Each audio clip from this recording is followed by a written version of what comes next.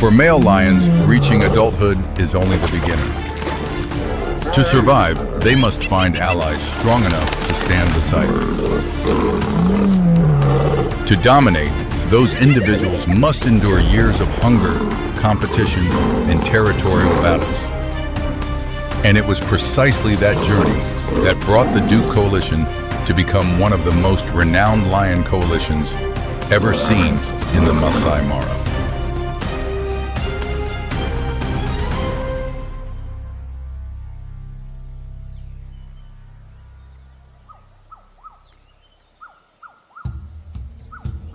Five years ago, 3 lionesses lay basking on a rocky outcrop. Clustered around them were newborn cubs, and the strongest of that litter was a young male named Duke. 2 rainy seasons passed. 5 brothers grew steadily larger. The young manes beginning to sprout on their necks were exactly what the pride's lead male feared most. Their father turned on them with roars, fangs raking shoulders and claws striking backs, each blow pushing 5 sons farther from the familiar place where they were born and raised. That tragedy wasn't theirs alone, because each season on the Masai Mara, dozens of young males are expelled from prides like this, since evolution compels them to leave to avoid inbreeding. Females of the same litter are kept because they are the pride's primary hunting force, and driving away hunters is cutting off one's own life source. First night away from home, all 5 lay huddled together, no territory. The only thing they still had at that point was warmth from brothers beside them.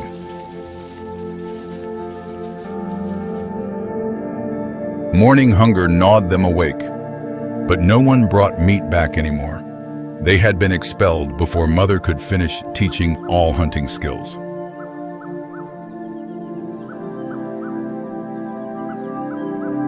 Not long after, they set foot in unfamiliar land. With no one to guide them, they were forced to self-teach hunting just to survive each day. First lesson came when all 5 encountered a zebra herd and charged together. But none coordinated with any other. Zebras scattered off, leaving 5 hollow bellies behind. Several days of starvation left them weakened, and that scent of frailty reached another's nostrils. 50 meters away, 2 gray shadows began advancing closer. To the hyena pack, the entire scrawny lot looked more like prey than kings. But the moment Duke raised his head and roared, 4 brothers joined in, 5 voices resonating, making them freeze. That night, brothers lay pressed against each other again, backs touching, heads facing every direction. Life's first lesson in the wild was simple. With each other bound, no direction remained unguarded. Day after day, hunt after hunt, still ended in failure, hunger tightening its grip. All 5 brothers grew gaunt, every step dragging heavily across burnt dry grass.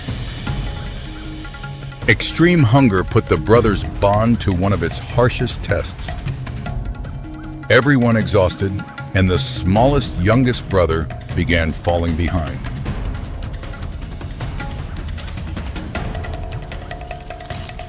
He collapsed from exhaustion, gasping beneath a thorn bush's shade. Brothers gathered, watching him, but none had strength left to pull their brother up. But in a lion coalition, the strongest never abandons the weakest, because tomorrow, that very exhausted younger brother will be the one guarding your back. One quietly separated off, then returned with a small prey carcass in his mouth, setting it down before the youngest, yielding the scant food just obtained.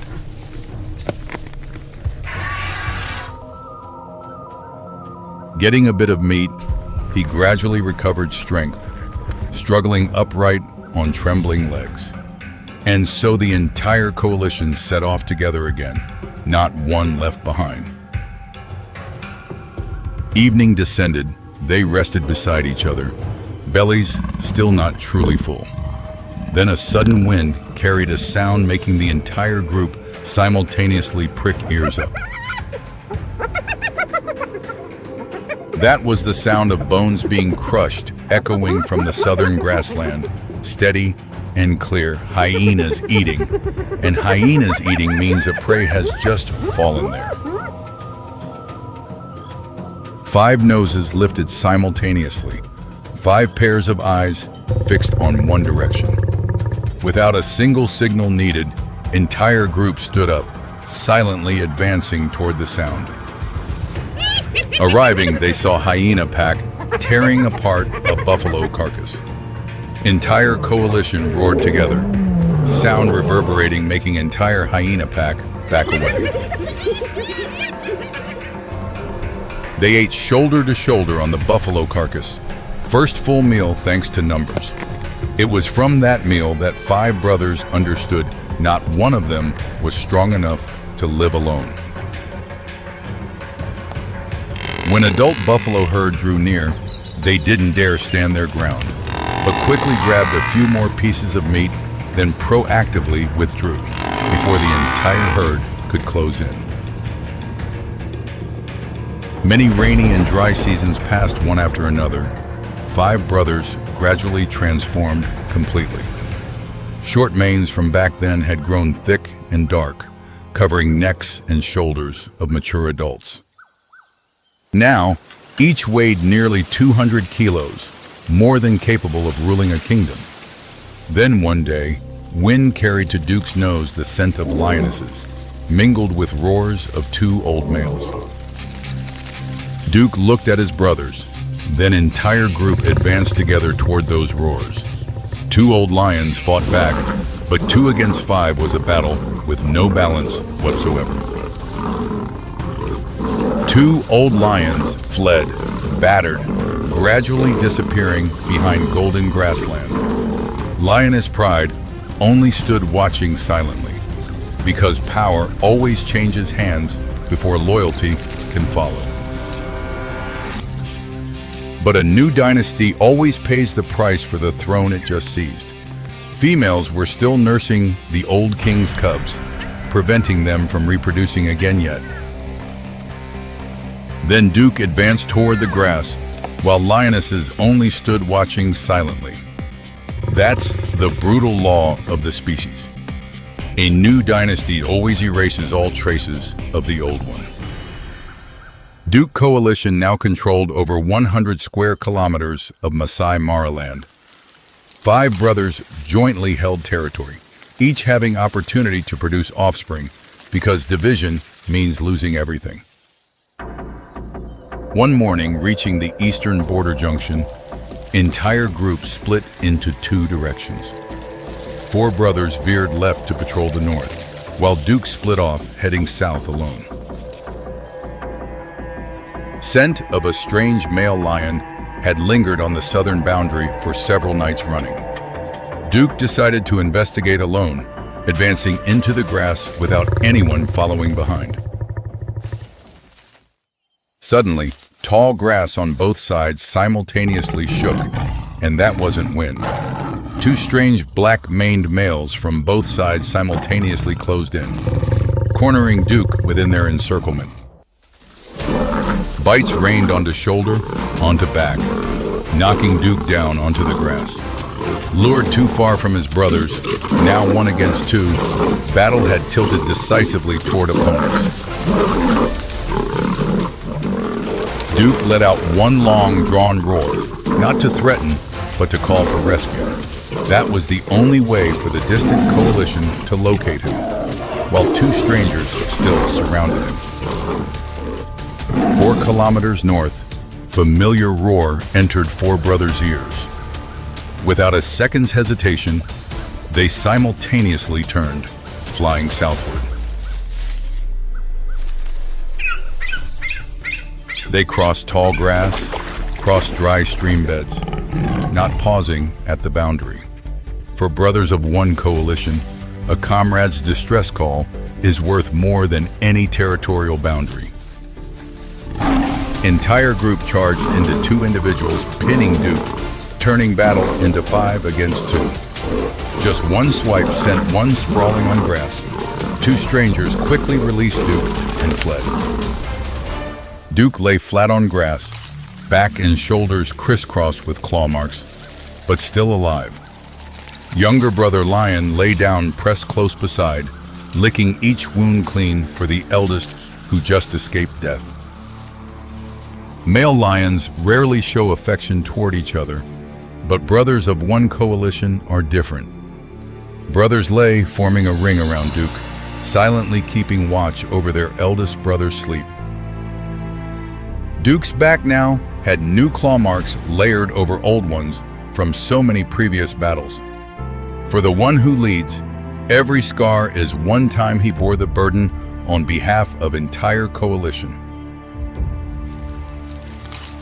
Those wounds could have been his end had Brothers not arrived in time. That 4-kilometer non-stop run was what pulled Duke back from death's hands. Not long after, lionesses sought them out, no longer keeping the wary distance of early days. First litter of the new dynasty's cubs toddled up onto father's back, nuzzling affectionately. Lead lioness no longer shied away, proactively licking Duke's wounds clean. Many seasons holding territory together had erased the wariness from when both yines first met.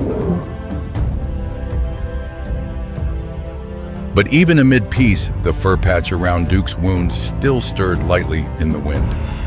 Because on the plains, the one who leads may relax, but can never become careless.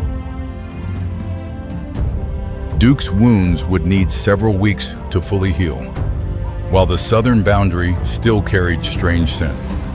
Remaining brothers took turns patrolling until the day eldest brother had fully recovered. Southern boundary was never quiet because everyone craved a throne. Somewhere in tall grass, a young coalition was growing up, waiting for the day to replace Duke. From above, the East African Savannah appears as an endless golden canvas, where the shadow of large wings glides silently in parallel with a dark streak moving close to the ground. Beneath an acacia tree, a pride of lions rests after a meal. Bloodstains still ring their mouths, completely unaware of the brown eagle circling overhead and gradually lowering its arc. Under the low grass nearby, a black mamba nearly 3 meters long slides across a trail, carrying in its fangs enough venom to kill 10 grown adults.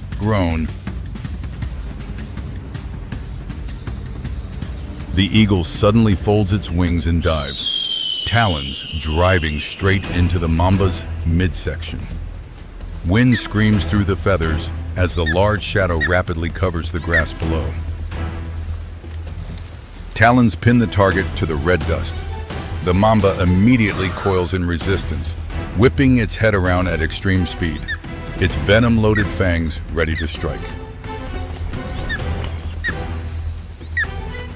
The mamba tightens around the eagle's wing, locking it in place and leaving the eagle thrashing helplessly as the venomous fangs continue searching for an angle on the neck.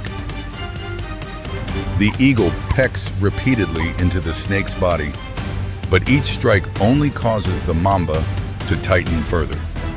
Two bodies roll across the red earth, dust billowing in clouds, feathers and scales tangling together.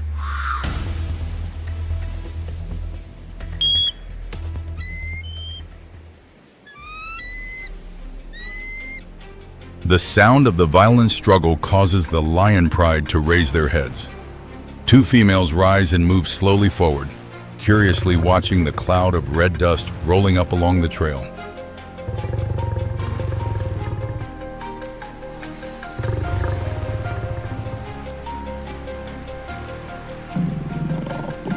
One lowers its muzzle toward the brawl, The mamba immediately releases the eagle's wing, rears its head high, spreads its hood wide, and lets out a loud hiss of warning. The lioness stops. It recognizes that what stands before it is not prey, but a venomous threat. The mamba slowly slides out of the red dust and disappears into the low grass. The eagle snaps upright, spreading wings that are now slightly misaligned. Both lions still stand nearby as it fans its neck feathers and opens its beak in warning after the life or death struggle. The two lions advance no further. The eagle quickly gathers itself and labors heavily off the ground, circling once before fading into the rising thermals above the savannah. Beneath the low grass, the mamba has vanished, leaving behind a patch of earth that even the top of the food chain chose to avoid.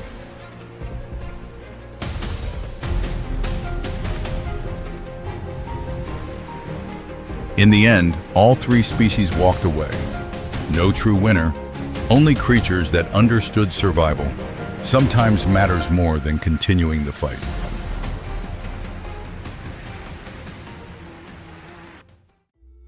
Far from the red patch of earth, a secretary bird, nearly 1.3 meters tall, strides across the blazing grassland, its scale-armored legs ready for snake hunts across the ground. For this bird, the legs are the weapon, thick scales resistant to venom and kicks of tremendous force, moving steadily through the dry grass in search of the next prey. Ahead, a cobra nearly 2 meters long slides across open ground. The secretary bird immediately halts, lowers its neck, and holds a safe distance. The cobra quickly rears up, spreads its hood wide, and opens its mouth in a threat display. But the secretary bird only steps slowly sideways, forcing the snake to rotate with it. The snake suddenly lunges forward, but the moment its body is fully extended, a strike like a thunderbolt drives straight into its midsection, slamming the cobra down onto the red earth. On the next attack, the secretary bird again leaps backward at the right moment and delivers a reverse kick into the oncoming head, sending the snake staggering. By the third exchange, the cobra is slower. A kick straight down to the top of the head sends the snake's body thrashing across the ground, unable to raise its neck again. The secretary bird delivers a few more decisive kicks, then picks up the cobra's body and walks on across the grassland, as though the hunt just completed was nothing more than a routine part of the afternoon. It will continue sweeping through the grass until dusk, using its long legs and patience to bring down one snake after another with precise strikes. The sun-scorched grassland belongs to those who hunt from above. But to the west, among red rocks and scorching thorn bushes, another snake hunter appears, one that works at ground level through pure speed. A semi-desert stretches with cracked red rock and scattered cactus, as a small shape darts through the gaps in the stones so fast that the dust has not yet risen before it is gone. That is the roadrunner, a bird that hunts with long legs, a tail like a rudder, and a ground speed exceeding 40 kilometers per hour rather than wings. Ahead, a desert snake slides across open ground. The roadrunner spots the prey and immediately changes course, driving straight toward it without slowing. The snake quickly coils into a defensive posture, but the roadrunner simply circles continuously, forcing the opponent to keep changing direction until the movements of head and body begin to fall out of sync. The snake's strike misses, The moment its head extends forward, the roadrunner has already looped behind it, driving its beak hard into the back of the neck and slamming the snake's body against the red rock. Keeping the prey gripped in its beak, the roadrunner repeatedly slams the snake's body against the rock until the entire body goes limp and stops responding. Right where the chase ends, the hunter begins eating its prey. Each portion of the snake's body disappears between strong jerks and steady swallowing.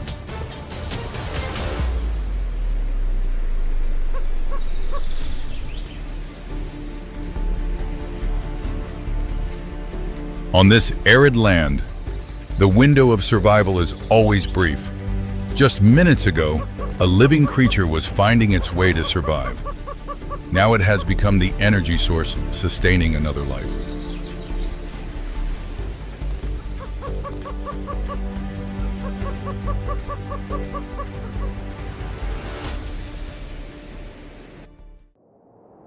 Across the savanna and semi-desert, each bird hunts in its own way. One uses talons, one relies on the force of its kicks, and the roadrunner depends entirely on speed.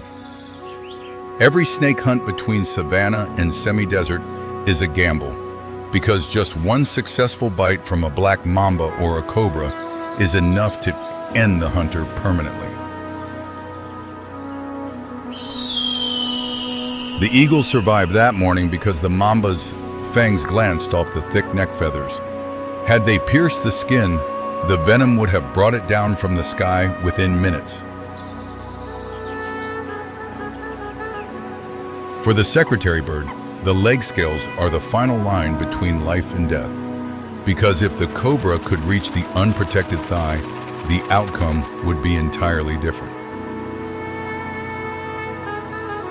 The roadrunner is different. No armor, no grip strength, only raw speed. Every loop around the snake is a bet of its life for the sake of its young.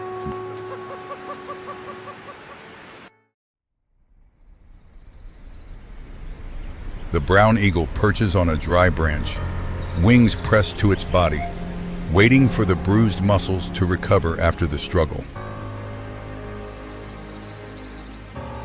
Further out in the afternoon grassland, the secretary bird still paces slowly through the yellow grass, knowing snakes are most active as temperatures begin to fall.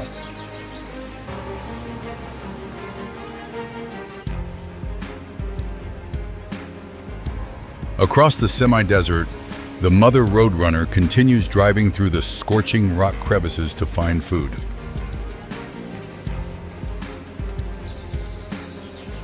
And beneath the acacia tree, the lions still lie there. And every time the wind stirs the grass ahead, they immediately raise their heads and look toward the place where the mamba once disappeared. Tomorrow, the eagle will circle the sky again. The secretary bird will step through the yellow grass, and the roadrunner will continue racing through the red rock.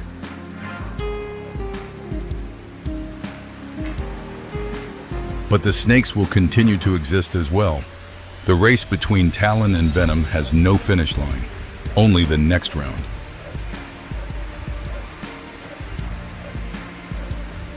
When the last ray of sunlight leaves the savanna, the mamba still slides silently through the wind-stirred grass, fast enough and venomous enough that no one wants to cross its path a second time.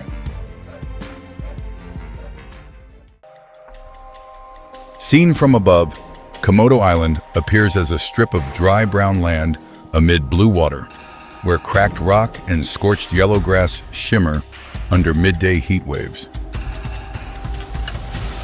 Beneath low scrub, a Komodo dragon nearly 3 meters long lies with gray-black scales reflecting the sun, eyes half closed, but a body that has never truly rested. The Komodo's hunt begins with an extraordinary sense of smell, its forked tongue continuously sampling the air and building a scent map across the roof of its mouth.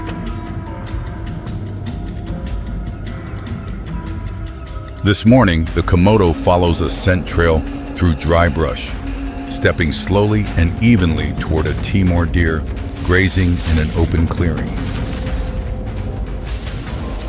When the distance narrows to just a few meters, the Komodo presses itself flat, nearly 3 meters of camouflage against brown rock, while the deer raises its head and looks the other way, unaware of the danger closing in.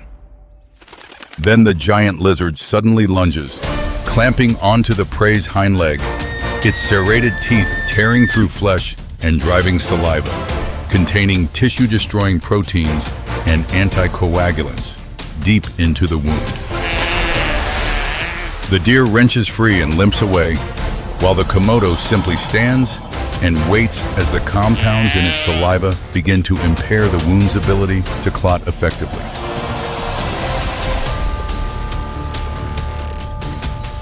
The Komodo slowly follows the scent trail of blood across hot rock and dry grass, because its hunt is measured not in minutes, but in hours.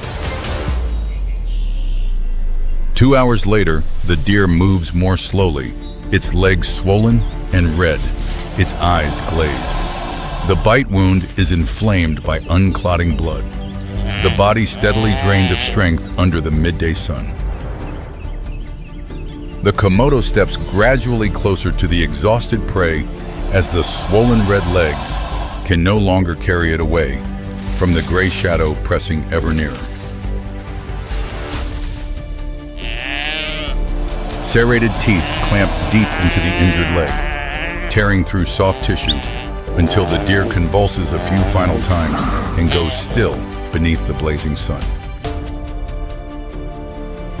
The Komodo begins tearing into the softest section of the belly, swallowing large chunks of flesh as the scent of fresh blood quickly spreads far on the hot wind, radiating across the island. And that scent does not only draw other Komodo dragons. From the scrub not far away, a long, dark brown body glides slowly through dry leaves, moving toward the deer carcass. A spitting cobra, nearly 2 meters long, gradually raises the front of its body in response to the unfamiliar creature appearing in its territory.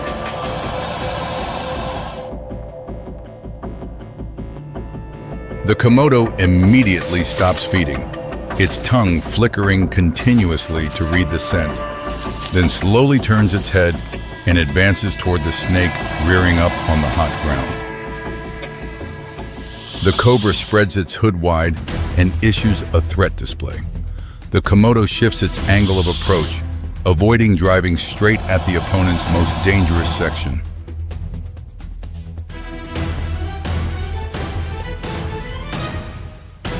The cobra strikes, but its fangs cannot penetrate the thick neck scales. The instant the snake's body is fully extended, the Komodo clamps onto the midsection. The snake coils back up around the Komodo's neck. The giant lizard shakes violently and repeatedly to break the grip before the snake can tighten its hold further. On the most forceful lunge, the cobra's head slams against the hard rock surface, causing the coil to loosen, giving the Komodo the opening it needs to take full control. The snake weakens rapidly. The Komodo begins stretching its throat wide, gradually pulling the prey's body downward.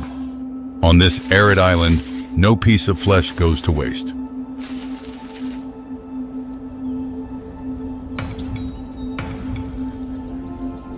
It settles to rest, eyes closed with a stretched belly full. But on this island, being full does not mean being safe. On Komodo Island, the venom lies in the saliva. But in the tropical forest on the other side of the Pacific, there is a creature that carries its weapon directly in its fangs, and it is no larger than a human hand.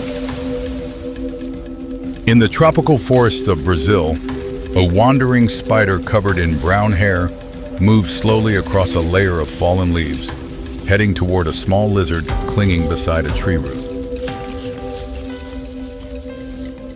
The lizard detects the danger and immediately flees across the damp forest floor. But the eight-legged spider accelerates and maintains close pursuit even as the prey changes direction.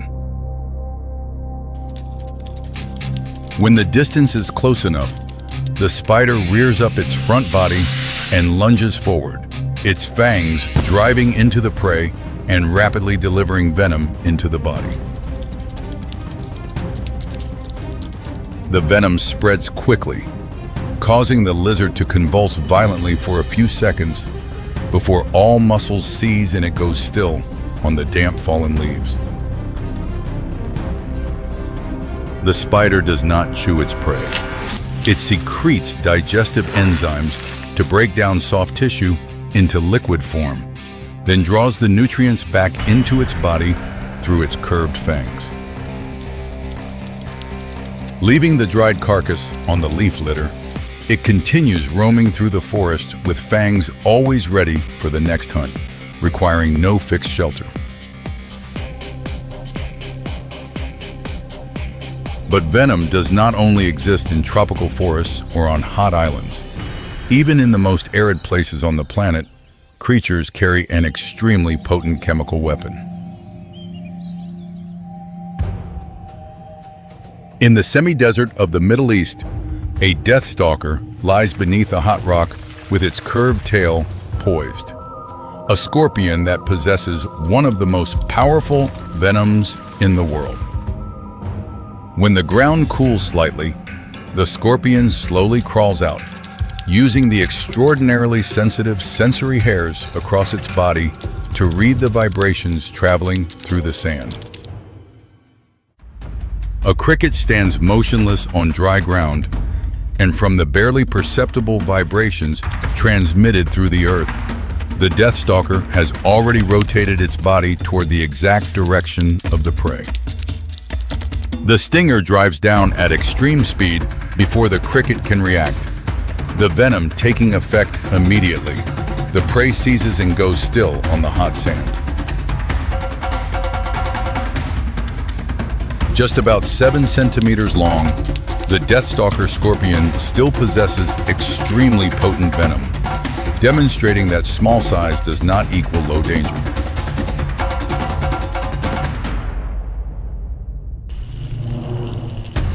It quickly consumes the prey, then continues moving across the dry sand with its tail always raised and ready.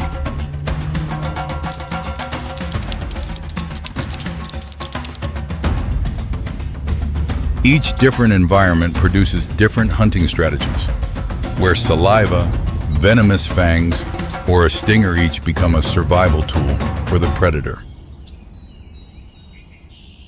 The Brazilian wandering spider with its prey, fangs delivering venom, mouth secreting digestive enzymes. While the deathstalker needs only one highly concentrated drop of venom to bring down prey many times its own size. Different strategies, but all built on the same foundation, venom, refined by evolution to suit each specific habitat and hunting style.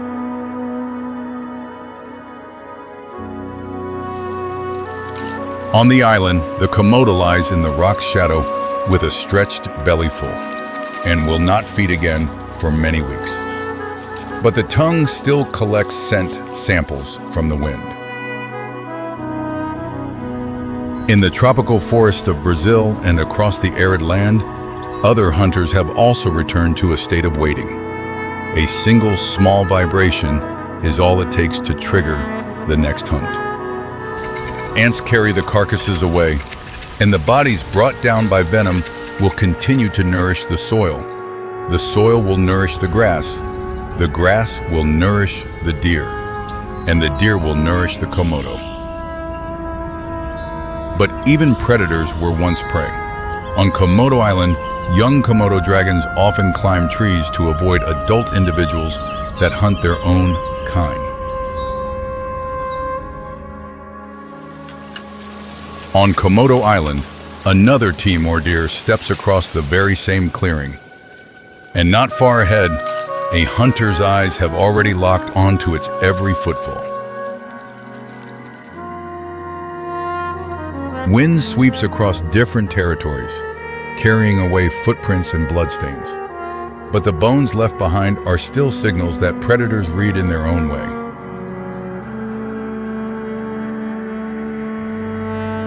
Venom carriers leave no traces. They leave only the empty space where the prey once stood and the silence that arrives too quickly in the wild. The sun still pours down on hot ground. The forest still holds its moisture, and the arid lands still burn. Somewhere close to the surface, another hunt is quietly beginning. A small vibration travels through sand, dry leaf, or bare earth, and somewhere on this planet, a creature has just entered a predator's range without knowing it. Midday sun blankets the plains. Heat makes the air shimmer slightly. No breeze, no cloud shadows, only silence stretching to the horizon. Amid the grassland, a zebra herd grazes, occasionally raising heads vigilantly, then lowering again. Peace here is always the most suspicious signal. Not far away, amid this uniform yellow grass sea, an anomalous form blends completely into the environment, motionless and nearly impossible to recognize.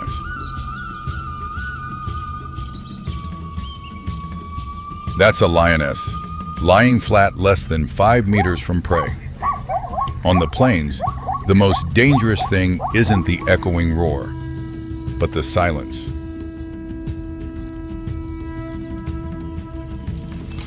Africa isn't where the strongest rule, but where the best hidden survive.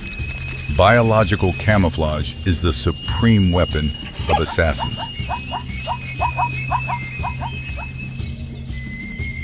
Lions are large cats living in prides, but most hunting activity belongs to females, individuals who directly approach and bring down targets.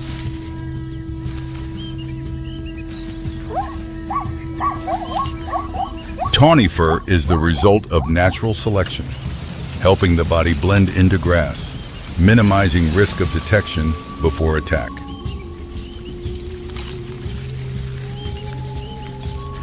When approaching prey, lionesses lower their bodies flat to grass level, moving extremely slowly, just enough not to create clear movement signals to prey. And they always approach against the wind, keeping body scent behind. This is technique accumulated through many hunts, not just simple reflex. Pack hunting turns them into perfect coordination machines. One group blocks ahead, one group chases, forcing prey to charge straight into ambush.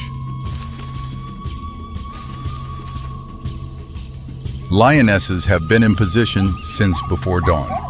The zebra herd is very close, but doesn't detect them. The invisible encirclement has closed, waiting for the activation moment. An individual separates from the herd, stepping into the gap between two ambush positions. Yellow eyes track each footstep of prey. Claws press lightly into ground. Lions from behind accelerate, forcing prey to run in predetermined direction. Escape reflex actually leads it into more dangerous territory.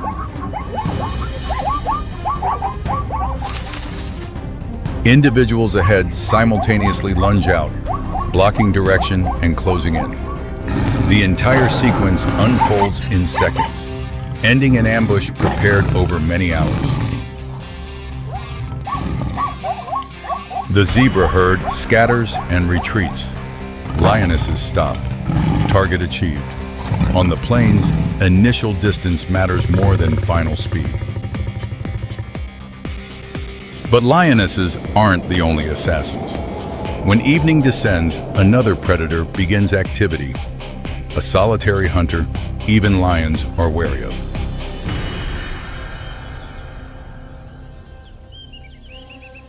Leopards are masters of camouflage. Spotted coat not only helps hide, but also breaks up body outline, making prey struggle to recognize shape.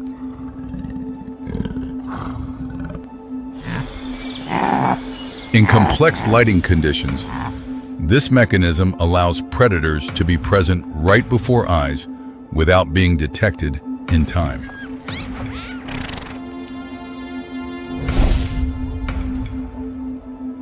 Operating mainly at dusk and night, it exploits darkness plus soft paw pads to move with almost no sound.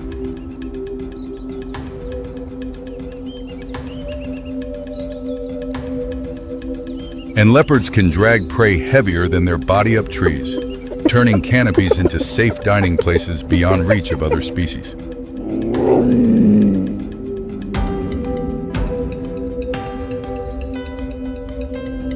Unlike pride-living lions, leopards hunt alone.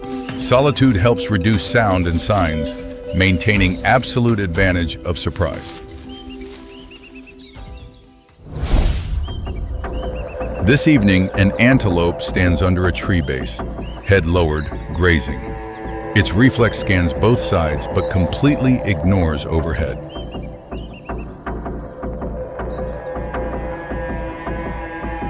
On high branches, the leopard lies motionless, observing and calculating. Everything stops at a moment, waiting for prey to step exactly into approach range. The antelope doesn't realize at all. Above, the leopard lowers itself. Claws grip tree bark. Muscles compress like springs, then release.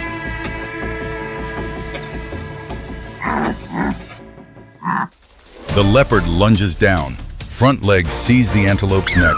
Jaws lock tight upon touching ground, making prey unable to react. In only a short time, the leopard drags prey up the tree and disappears into the canopy, erasing all traces on the ground. Lions disappear along the ground plane. Leopards disappear vertically, but both are still limited by the ground, while another danger exists where prey must approach.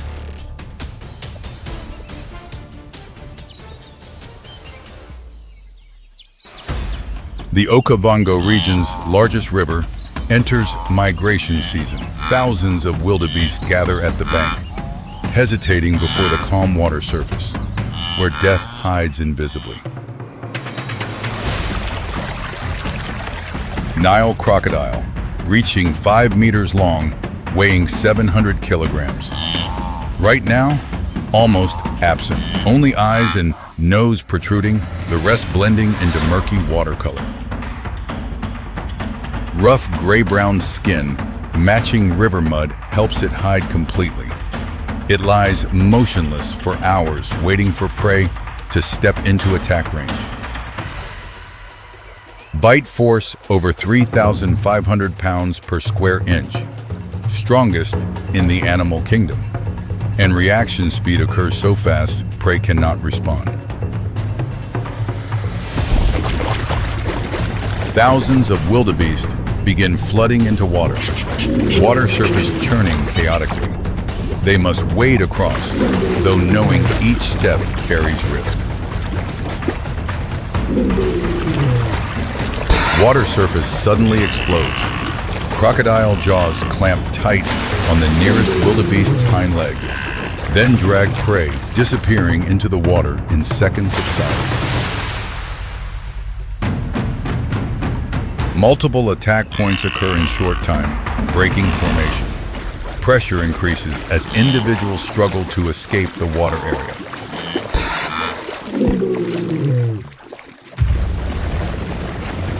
Individuals reaching shore stop to look back at the gradually stabilizing river surface, only stillness remaining, concealing death below.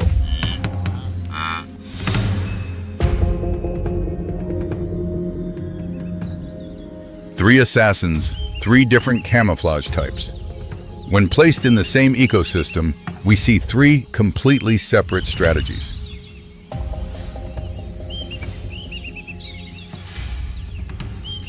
Lionesses camouflage horizontally, blending into grass and using pack coordination to drive prey into kill zones.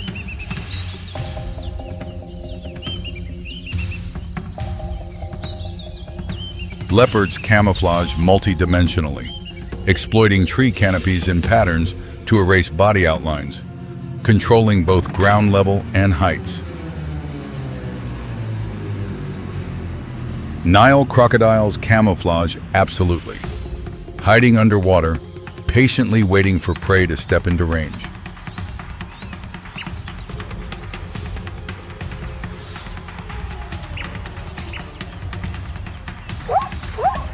Their common point, not relying on speed but on patience, camouflage, and ability to shorten distance until prey cannot react.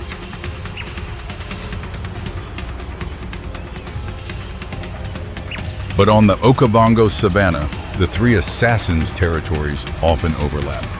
The same zebra herd can face all three in one day.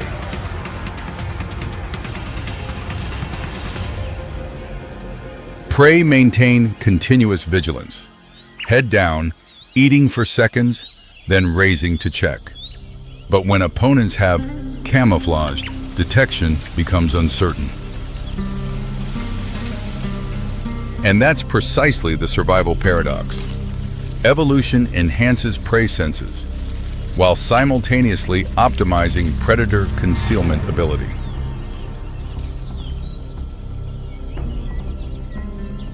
Evening descends on Okavango. Zebras who survived the morning ambush are advancing toward the riverbank, slower, more vigilant, and no longer separating from the herd. They stop far from shore, a few lower to sniff grass, then immediately raise heads. Morning's lesson still imprinted in reflexes. The lead individual advances first, scanning river surface and both banks, checking even the dangerous upper layer before stepping forward, only then allowing the entire herd to advance. The zebra herd drinks in rotation rhythm, half with heads down, the other half observing.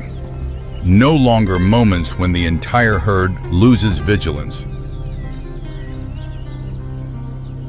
Below water, crocodiles have positioned, but distance is kept farther than usual, conditions insufficient for effective strikes.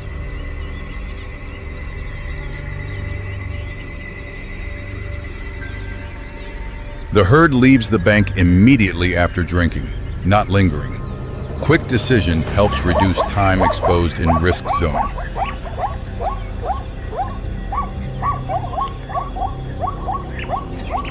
They stop to rest on high ground, standing in a circle, eyes facing all directions. New vigilance behavior formed after just one morning.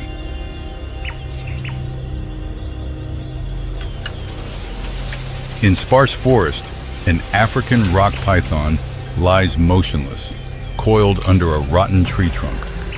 Body pattern blends into tree bark, camouflage based on shape and color.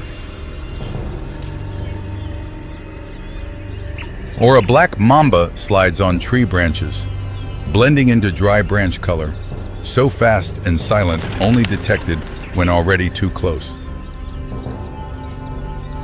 And on the dry grassland surface, an African chameleon is changing color to match environment, continuously transforming to blend with surrounding background.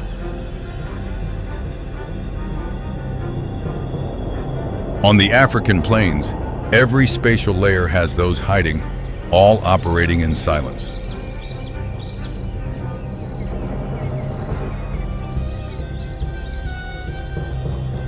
The zebra herd stands on high mound, choosing open place to rest at night. Long visibility, few concealment points, minimizing ambush risk.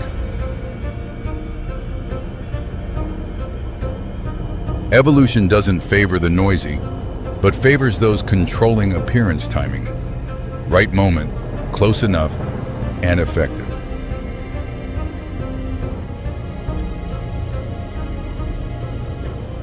but it also rewards memory. After morning's loss, the zebra herd is vigilant enough to survive the afternoon by the river, where crocodiles cannot strike. Night blankets Okavango in 3 spatial layers. Countless predators are lurking, and countless prey are moving in the same system, repeating a cycle existing very long.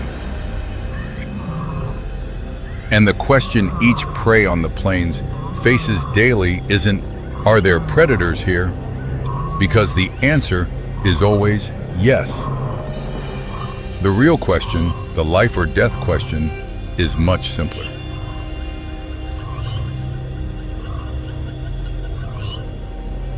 In grass, in trees, or below water, right now, where is it?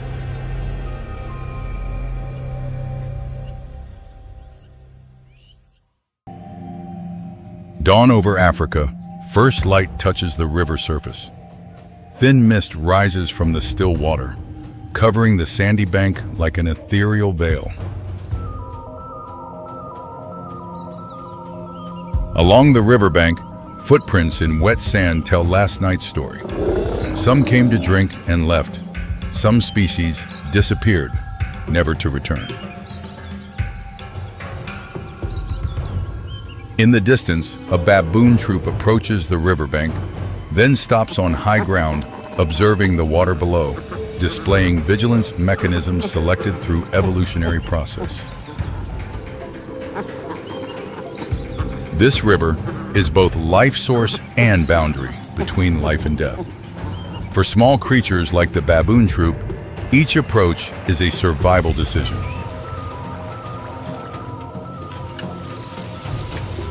Baboons are among Africa's most intelligent and fierce primates. Gray-brown fur, elongated face, and good eyesight help maintain high vigilance.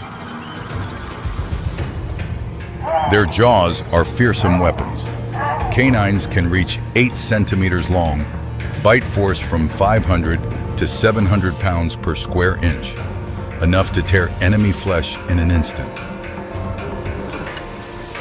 They live in troops from several dozen to over 100 individuals, with clear hierarchical social structure helping maintain order and reduce conflict within the group. Baboons are omnivores, consuming from plants to small animals. Flexible diet helps them adapt effectively to harsh conditions of prolonged dry season. Their notable feature is a sophisticated warning system. Different sounds correspond to each threat, from birds of prey above to predators in bushes.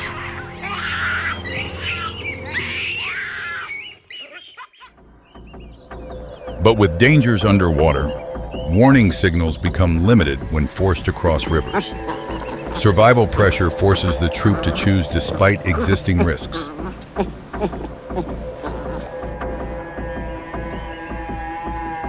The troop leader advances, observing the river surface.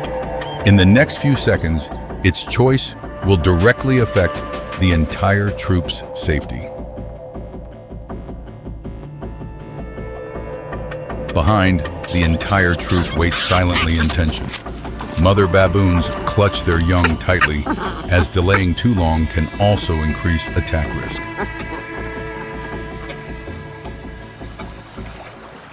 The water surface is still, flat, and suspiciously calm. In African river ecosystems, silence often conceals lurking potential dangers. A dark shadow over 4 meters long lies motionless beneath murky water. Only eyes and nose protrude, camouflaged effectively like drifting rotten logs.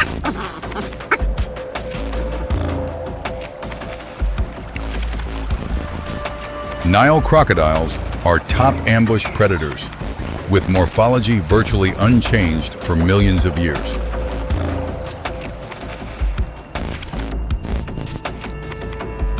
Their pupils are extremely sensitive to movement. Third eyelid supports underwater observation, helping detect prey precisely within hunting range. Nile crocodile bite force exceeds 3,000 pounds per square inch, enough to crush prey bones. Once jaws have closed, almost no force can make them open. As ambush predators, they can lie motionless for extended periods to conserve energy and only attack when opportunity reaches optimal level. The tactic is very simple but extremely effective. Wait for prey to approach, attack in less than 1 second, and drag underwater to drown. Baboons are well aware of danger, while crocodiles are ready to ambush. The encounter between vigilance and silent strength begins right at this river bend.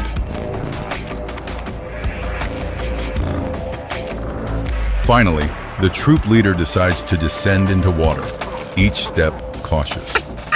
The entire troop immediately follows, maintaining tight formation in this life or death choice. Adult males go first, water rising to their bellies. Behind, females hold young tightly, maintaining high vigilance against sudden attack risk. When the troop reaches midstream, water level rises to adult chests. Young cling tightly to mothers to avoid being swept away. Tension reaches peak. Suddenly, the water surface behind erupts. A crocodile charges with terrifying speed. The baboon troop panics, signals warnings. Formation immediately shatters. Individuals in front rush quickly toward opposite bank, while the rear group turns back. Dispersal breaks troop cohesion, making hunting risk increase. In nature, living in groups helps distribute risk. When separated, solitary individuals quickly become the clearest targets in dangerous environments. The crocodile locks target, not chasing the troop, but focusing on separated individual. This is common hunting tactic, prioritizing weak or slow-moving ones. Crocodile jaws close just centimeters from the baboon. Water splashes high. This individual escapes narrowly, rushing ashore at maximum speed thanks to survival reflexes. On both banks, baboons stand panting. The troop is divided by the deadly water. The first river crossing ends with luck, but not everyone made it to the other side.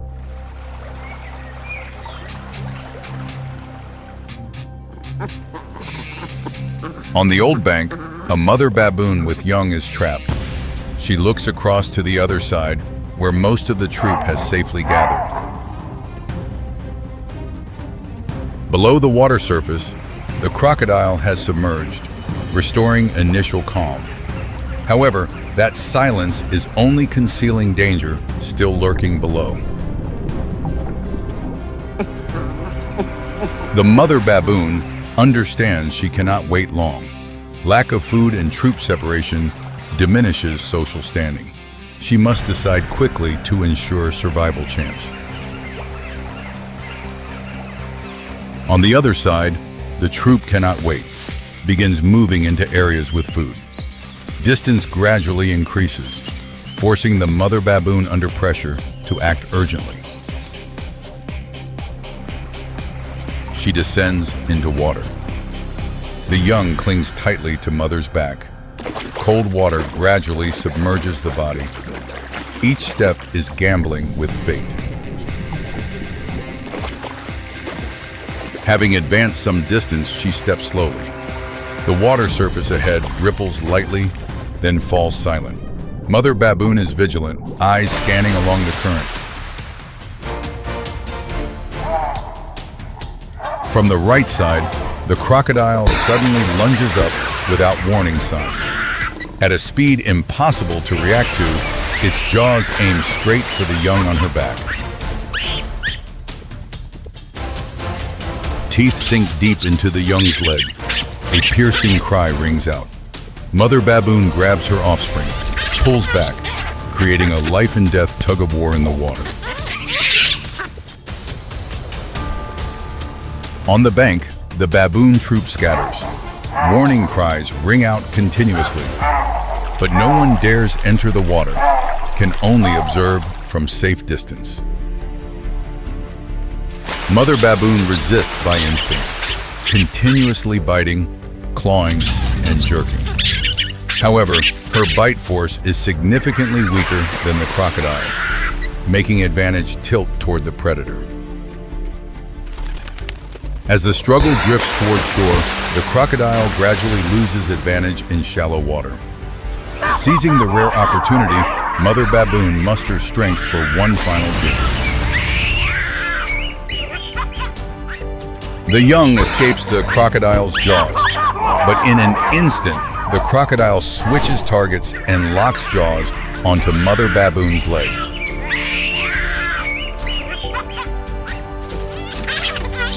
The young runs ashore, trembling with leg wound. Another baboon pulls it into the troop's center. It survives, but the price paid doesn't belong to it.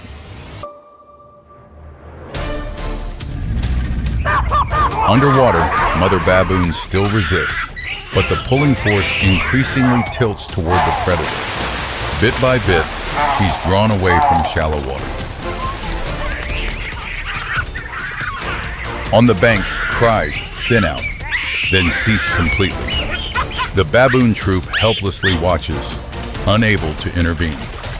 The outcome is decided and no second miracle occurs. On the water surface, the last ripples vanish. The water continues flowing, reflecting natural law that won't stop operating for losses. The baboon troop leaves the riverbank, quickly reestablishes formation, with the wounded young walking in the troop's center. Life continues despite carrying irreplaceable loss. The young is still too small. It doesn't fully understand what just happened, but survival instinct has deeply carved a life and death experience.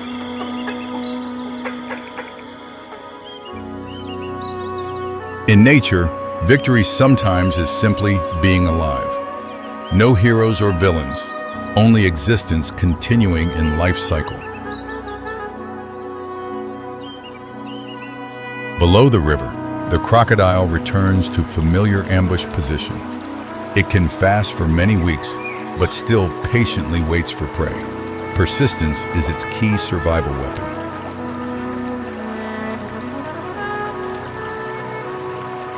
Life by the water always exists in fragile balance, where action and waiting alternate, creating an endless cycle.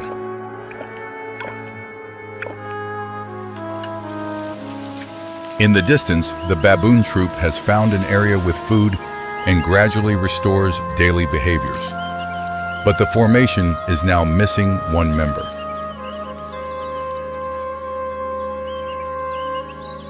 The young with leg wounds sits beside another female. It will grow up, will learn to survive, and someday will have to face this river once again. In the silence of the African plains, each species holds a role in nature's endless cycle. Life and death aren't opposites, but two parts of the same flow. A North American marsh wrapped in thin early morning mist, reeds swaying softly in the breeze. Amid the shallow water, a tall figure appears, its blue-gray plumage blending into the marsh backdrop. In the middle of the wetland, the great blue heron emerges like a living spear, over 1.2 meters tall with a wingspan of nearly 2 meters, standing in silence, waiting for prey to step into range. As the early sun warms the water, a school of small fish swims past a submerged grass clump, the heron still motionless, only its amber eyes slowly tracking every movement below the surface. One fish separates from the school. Closer, closer still. The curved neck slowly lowers, each vertebra locking into position like a spring being quietly compressed. Then the neck releases in an instant. The head drives into the water like a lance. The surface explodes, and when the head rises again, a fish is pinned sideways in the long beak. It rotates the fish to the right angle and swallows it whole, a small bulge traveling down the throat. The body returns to its familiar posture, waiting for the next movement. But fish are only the simplest item on the great blue heron's menu. This elegant bird can swallow nearly anything that fits within its beak, which is over 20 centimeters long. At midday, a water snake slides along the grassy bank at the marsh's edge, seeking shade, unaware that it is moving toward a predator that even its own parents would avoid. The heron spots the snake, but does not lunge. It only paces slowly across the mud, quietly circling to cut off the prey's route back to the water. The snake raises its head and recognizes the danger, immediately turns to flee. But the S-curved neck has already lowered, ready to fire before the next movement. The beak drives down, the snake immediately coils tight around it. The great blue heron shakes sideways, then slams the prey hard against the surface, the mud. By the final slam, the snake's body begins to go limp, the coil loosening. The hunter shakes hard until the snake falls free of the beak, then grips it again and begins the process of swallowing. Several minutes of struggle disappear as quickly as they began. It stands motionless in the shallows once more, neck curved, feathers smooth, amber eyes already tracking the next movement. To the south of the marsh, where the water is deeper and the mud softer, a young American alligator, less than 30 centimeters long, glides slowly along the water's edge, learning to stalk and hunt. Only a few months old, it is still far too small to be at the top of the food chain, while it remains a target itself for larger creatures watching from around the marsh.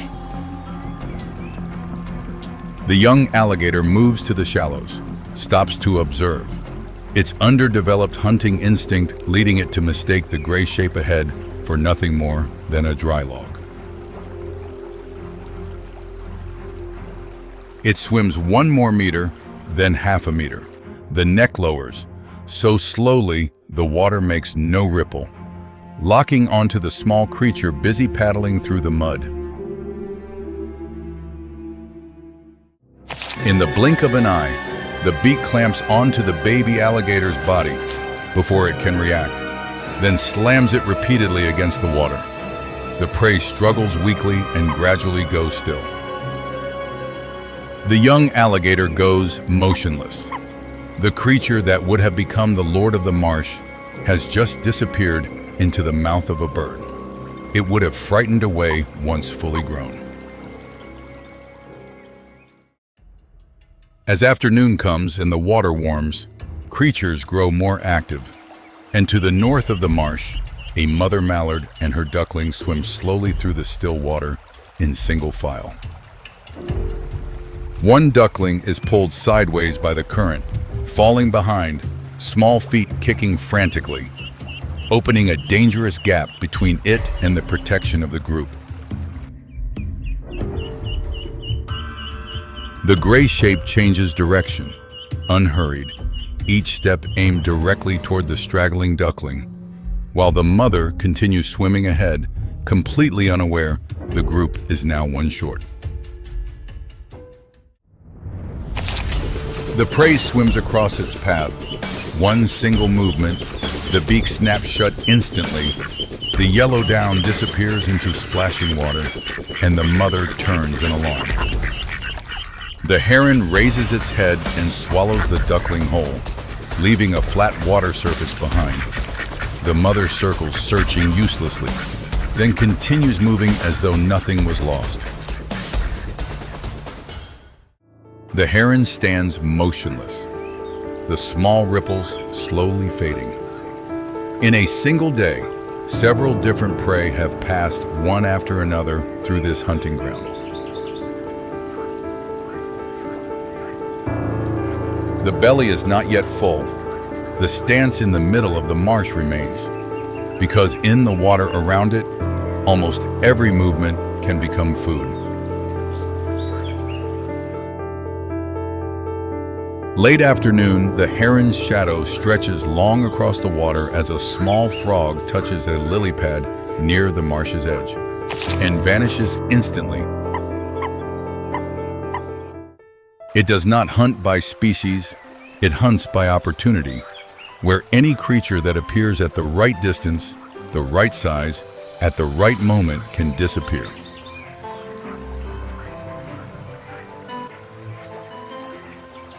Its weapon is not fang or talon, but a curved neck that can compress and then release in a flash, leaving prey no time to react. But speed is only half of it. The other half lies in the ability to stand completely still for so long that many creatures fail to recognize the danger standing right beside them. Long toes distribute its weight across the soft mud surface, allowing it to move silently through the hunting zone without being detected.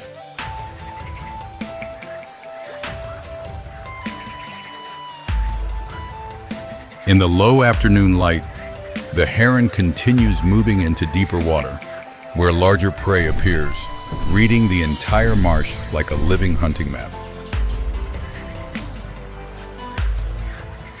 A larger fish swims slowly near the bottom. The great blue heron watches from above, adjusting its angle of view to compensate for water refraction with high precision. It releases the neck. The head drives deeper than this morning. The large fish is pinned sideways in the beak, thrashing hard. The heron slams the prey into the water, stunning the fish, then swallows it whole.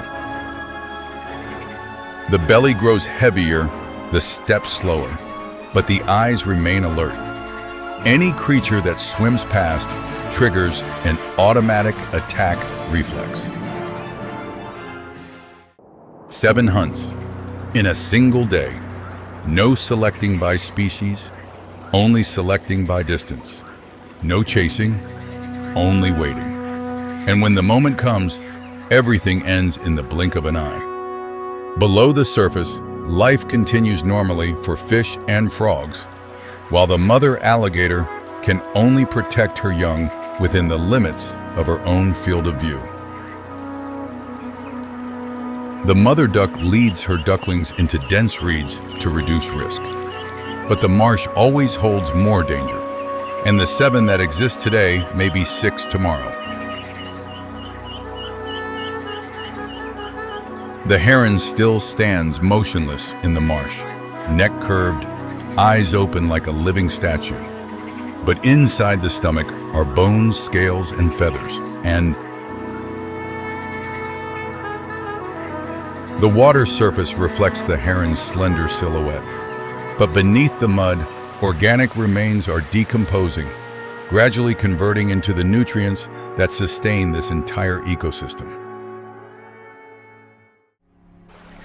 That cycle maintains the recurring rhythm of hunting, as species continuously appear around the heron's feeding zone, forming a stable but ever-changing system of participants. The heron spreads its wide wings, glides low across the marsh surface, then settles onto the reed bed bank in the last of the afternoon light, completing a full day of hunting. The marsh slowly shifts its rhythm, smaller creatures becoming more active as the gray shape in the water has departed, reopening the space for the natural pulse of life to resume. tomorrow morning. When the first ray of sunlight touches the water, the heron will already be standing motionless in the marsh, while a fish unknowingly swims gradually into striking range. But the rhythm of life in the marsh continues by natural instinct, as species keep moving through the water where the heron typically lies in ambush to hunt.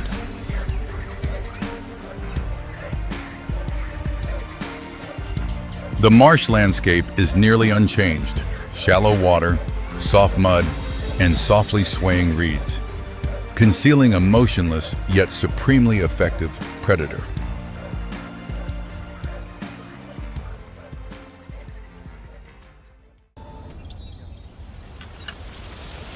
A long-tailed macaque troop is picking fallen fruit around the base of a tree.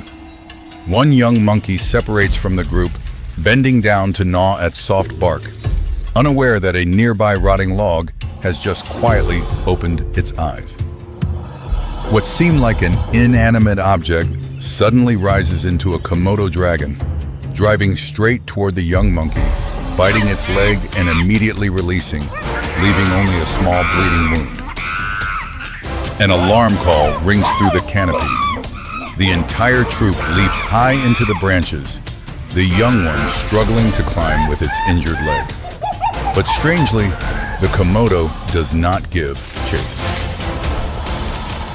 Instead, it returns to its original spot and lies down.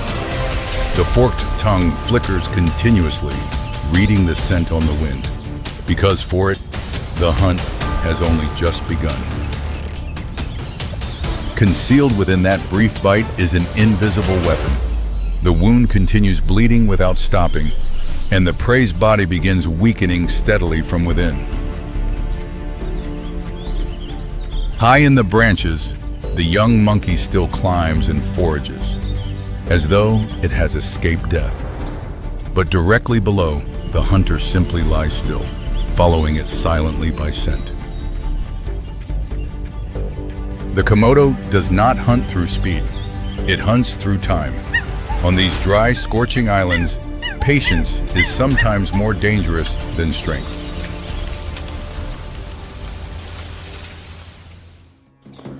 But not every predator has that kind of patience.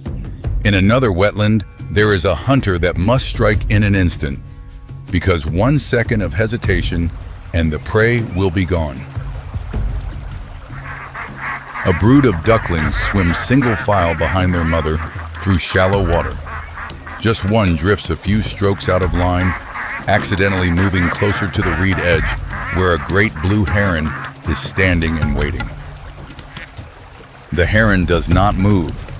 It only lowers its neck a fraction more, then suddenly drives its beak downward at the exact moment the duckling swims past. By the time the water has rippled, the duckling is already sitting in the long beak. One upward toss, and the small body slides down the slender throat. Because that beak was not made to hold or tear prey. It was made to swallow whole and fast before the prey has any chance to resist.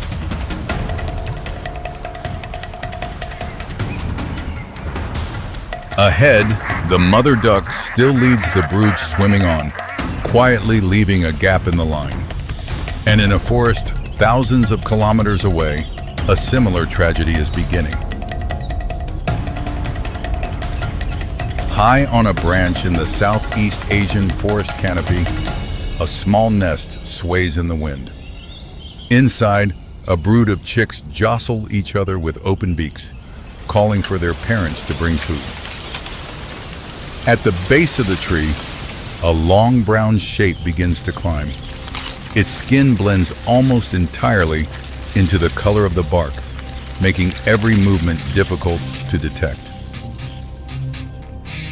Only when the small snake has crawled up close to the nest do the parents return.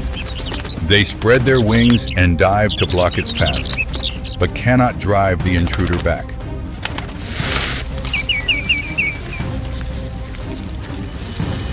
The wide mouth presses into the nest, The nearest chick is taken in that same motion. No time to react or pull away. The weak movements of resistance gradually fade with every swallow. The parent birds still circle anxiously outside, but every effort now reaches only empty air. When the nest falls silent, the long shape on the trunk finally moves away slowly. But on the East African savanna, everything is decided in a single moment.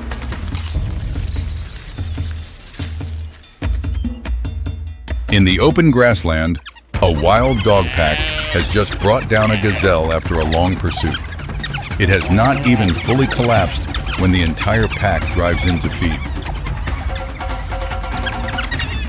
They do not finish the prey first, not out of cruelty, but because there is no time. The scent of blood has already spread on the wind, and from the horizon, a clan of hyenas has begun moving in. The entire pack swallows large chunks rapidly, barely chewing, then carries what remains away, because only what is inside the belly truly belongs to them. Full, the pack leaves the bare skeleton behind and drives straight back to the den. Hearing the familiar footsteps, the pups that have gone hungry since morning rush out, pushing their muzzles against the adults. The adults regurgitate what they just swallowed and feed the pups. At that moment, the brutality takes on a different name: responsibility to the next generation. The way they hunt may look merciless, but on the savanna, where hunched silhouettes are always ready to steal a kill, eating fast has never been cruelty. It is how to survive.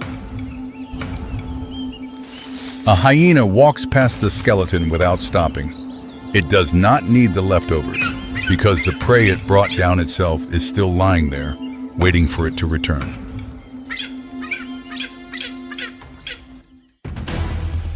A few hundred meters away, a zebra lies in the grassland after the chase. The entire hyena clan has already surrounded it and begun feeding while it is still alive.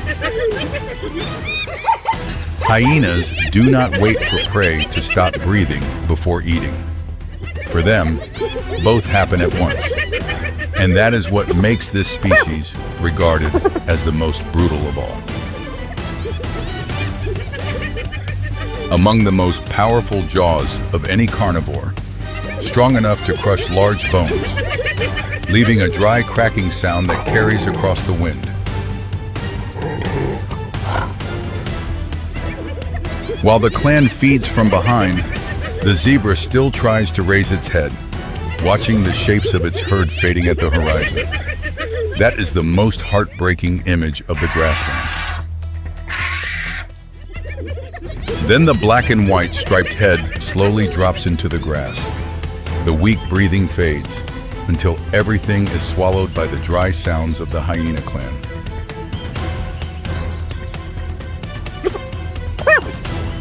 That sight is difficult to look at directly, but the hyenas do not concern themselves. Their jaws were never made to know how to wait.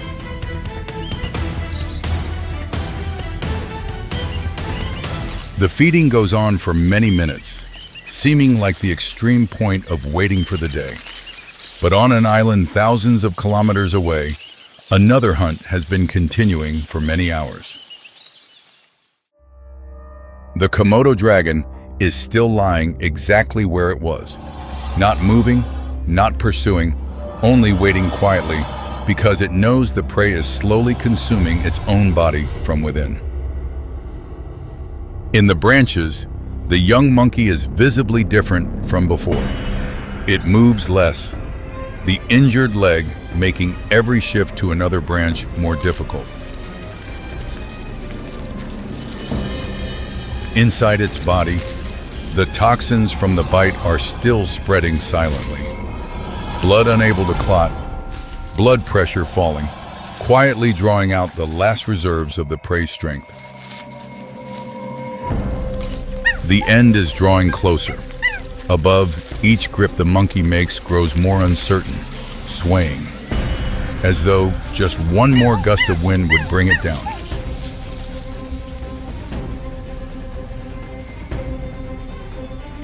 The young monkey slips from a low branch and falls to the ground. The troop above is frightened, but not one individual dares come down into the open space below. The Komodo moves forward slowly. It no longer needs speed or surprise. The prey has weakened to the point where every movement of resistance is nothing more than a meaningless reflex. The monkey is pinned to the ground, eyes still open to witness everything, but completely powerless. Above, the calls thin out, then dissolve into the silence of the forest. When the last portion has passed down its throat, the dragon moves away and crawls into shade. Its body shifts into a resting state, channeling all energy into digestion. A female monkey looks down from above at the empty base of the tree, pausing for a few beats, then pulling back. The entire troop quickly changes direction, moving away from the area where the event just unfolded. The dragon's body presses flat against the earth, blending into the dull-colored ground until it is nearly impossible to see. Once again, it has become an invisible trap, patiently waiting for the next prey. Across every ecosystem, the hunts have each closed in their own way. Every life that falls does not disappear. It becomes the source of life for another. Nature has no concept of good or evil, no knowledge of compassion or cruelty. It follows only one law: sustain life at any cost. Humans assign emotions to it because we see the world through our own experience. But nature holds no such perspective. It only responds to the conditions of survival. And on that island, the silence is cut through once more. Beneath the leaf litter, a very small movement has just appeared. The beginning of another hunt. In the papyrus swamps of Uganda, a shadow nearly 1.5 meters tall stands motionless in shallow water. Amber eyes looking straight ahead, the enormous beak curving downward as though smiling. That is the shoebill. With a wingspan of more than 2.5 meters and a face that seems to have stepped out of prehistoric times, it is one of the strangest birds in Africa. Suddenly, the two edges of the beak slam together. A sharp, dry crack echoes across the swamp like wood striking wood, the distinctive sound of this species. Then everything sinks back into silence. The shoebill almost never moves, but its eyes continue tracking every small ripple spreading out through the reeds. Beneath the black mud is the African lungfish, one of the most ancient fish species still in existence. Though it lives underwater, it must periodically surface to breathe. That is the weakness the shoebill exploits. Air bubbles rising from the bottom mud reveal where the lungfish is hiding, and the shoebill only needs to stand and wait at exactly that spot. 10 minutes, then half an hour pass. It does not stir. In this hunt, what determines success is not speed, but absolute patience. But the swamp has never truly been still. A hippopotamus wades through, heavy legs churning up the bottom mud and sending waves rippling across the surface.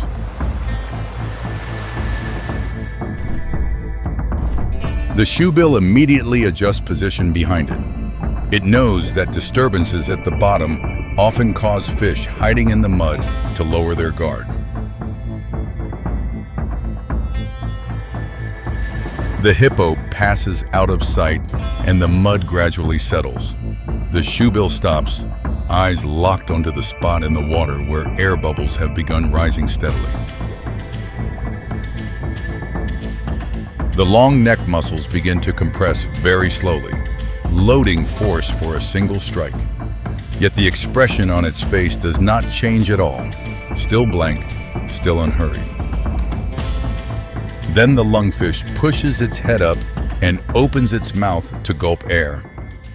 At that exact moment, the shoebill drops its entire body forward, head, neck, and body driving down like a falling hammer. The lungfish still thrashes violently inside the shoe-shaped beak, but the hook at the tip of the bill holds it in place. Only seconds later, the prey has disappeared down the shoebill's throat. After swallowing, the shoebill stands still again at the water's edge. But this time, it does not look down at the swamp surface. It looks up to track a wing shadow that has just passed overhead. That is an African fish eagle, wingspan nearly 2 meters. In this wetland, it is one of the most formidable rivals the shoebill faces.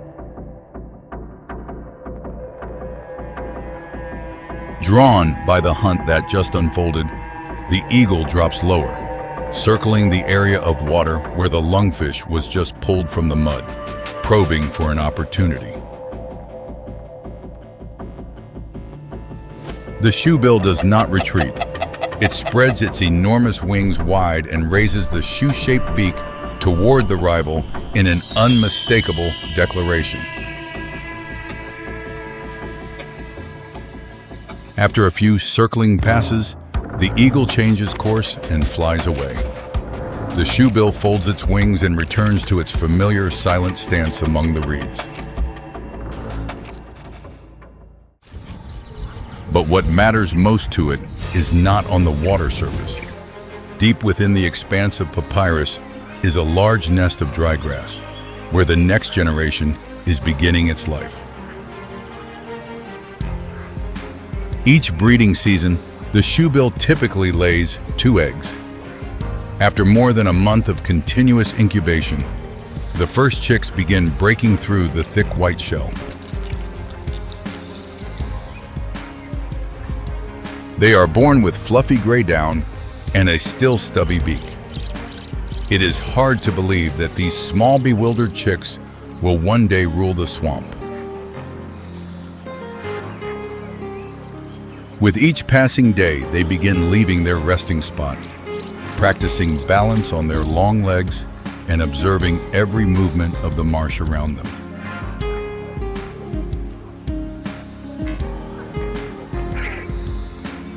But the swamp does not provide enough food for both to grow.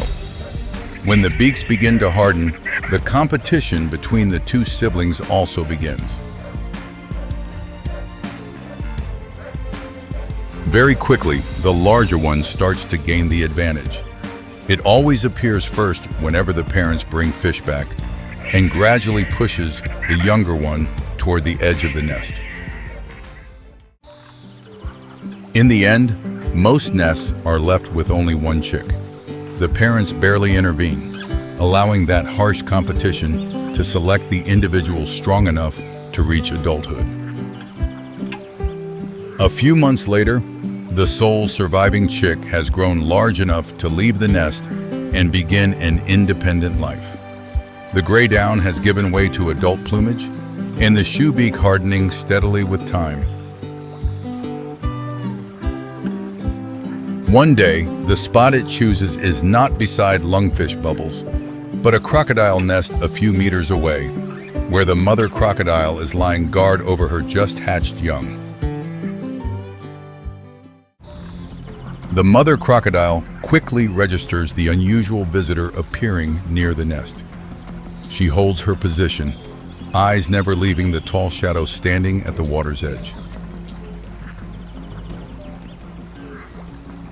But the crocodile brain is wired to react strongly to movement.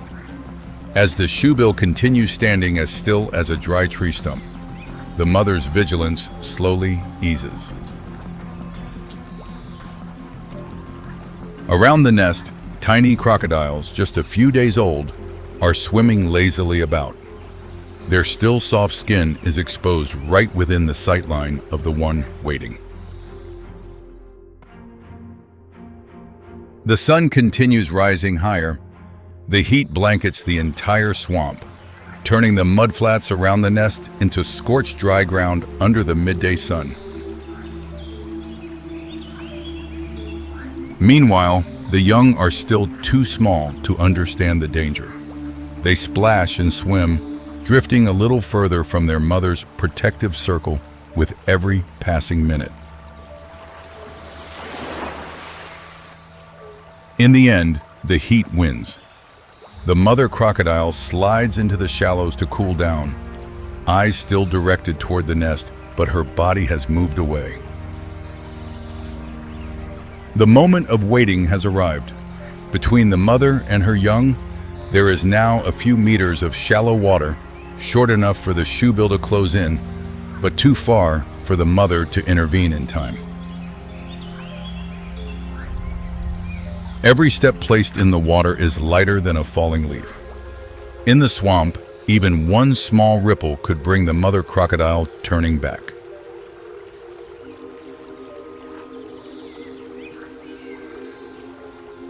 The long neck suddenly bends downward. The shoe-shaped beak drives forward so fast that the naked eye can barely register it.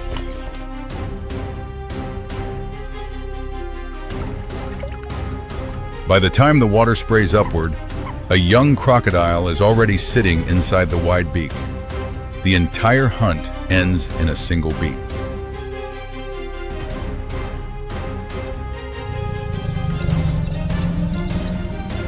Even the faint sound is enough to make the mother crocodile turn her head. She drives toward the nest, but everything is already too late.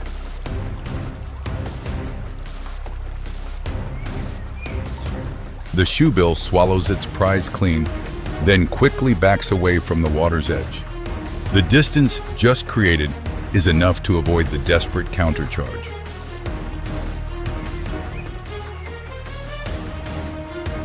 Returning to the nest, the mother crocodile releases deep, low calls, but one of the young in her clutch will never answer again.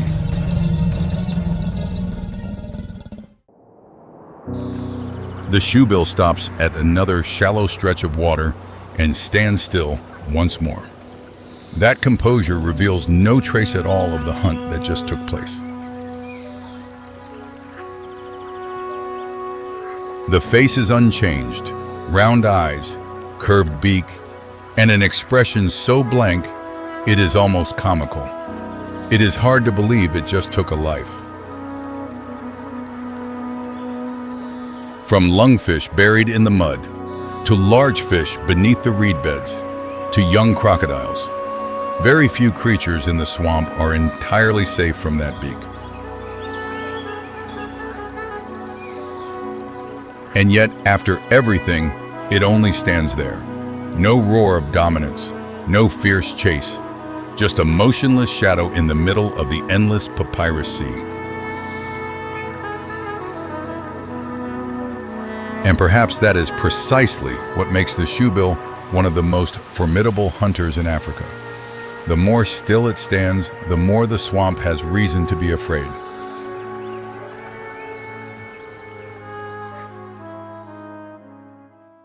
Three months without a single drop of rain. The last pools of water are quietly shrinking. The earth has cracked into long stretching patches, the grasslands scorched dry under the sun. Around the water's edge, countless overlapping footprints, some fresh, some old, all lead to exactly one place, the only place where life still has something to hold on to. A zebra bows its head to drink, ears still angled backward in unease. A few steps away, an impala bolts in alarm at nothing more than its own shadow. The entire group drinks in a state of anxious fear, one drinking quickly, then yielding to the next, none daring to linger a moment longer than necessary beside the water. At midday, a buffalo herd moves in, dunking their heads and drinking greedily in deep mouthfuls. Dozens of individuals weighing nearly a ton, each pressed together like a black wall. Behind a sandy rise, a lioness presses flat to the ground, patiently tracking the herd, eyes settling on one individual drifting to the edge. In the midday heat, she has enough strength for only one lunge.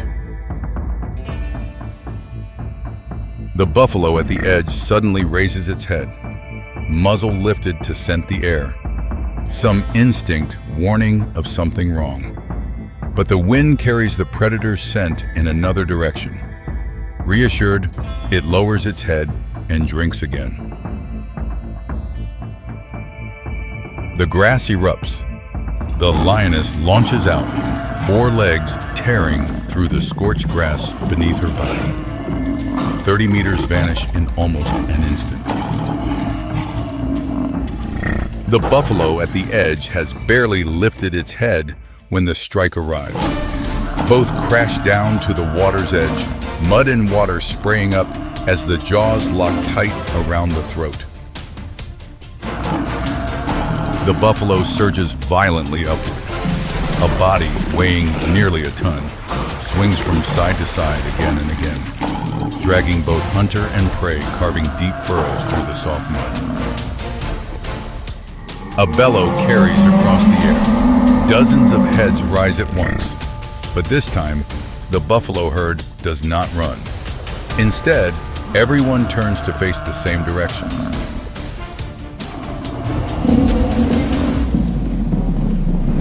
The massive bodies surge forward together, horns lowered, driving straight toward the one holding their herd member down.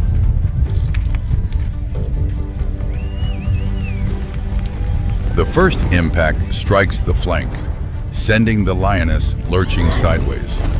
Under the pressure of the entire herd, she is forced to release the prey and retreat quickly. But it is already too late. Throughout the minutes of having its throat held locked, the buffalo has long since stopped breathing. It tries to raise its head once, manages one effort, then falls completely still. The herd surrounds their fallen companion, pushing their muzzles against the unresponsive body. Then one by one, each slowly moves away, leaving the carcass at the water's edge. The lioness waits for the herd to disappear entirely, then returns to the carcass. Also, in that dry season, as prey grows increasingly scarce, another hunter is forced to take greater risks than ever before. Across the arid land, a herd of impala follows a trail in single file searching for grass. In a patch of brush, a spotted body lies pressed to the ground, so still that not a single blade of grass moves. Then the smallest impala stops beside a patch of young grass at the trail's edge. Just a few bites, and its steps have already fallen behind the herd by a distance. The brush explodes. The spotted body launches like a spring, crossing the ground in just a few strides, then crashes into the prey. The herd turns back just as the pinning blow has already landed. The impala herd scatters in a thunder of hooves, but in the middle of that panic, one mother turns back, driving straight toward the spot where her calf is pinned beneath the claws. Far smaller than the leopard, she still drives herself in recklessly, ramming forward, then dodging away, trying to pull the enemy off her young. But those jaws do not loosen for a single second. Knowing it cannot hold the prey on the ground for long, the leopard clamps its kill and climbs quickly into the nearest acacia fork. Only at height is the meal safe from lions and hyenas. Below the trunk, the mother stands looking up for a long time. Her calf is draped across a high branch, beyond the reach of any jump she could make. Out in the scorched grassland, the leopard's ambush has already faded into the past. At the water's edge, the buffalo carcass still lies there, and the scent of blood on the wind carries further with every moment.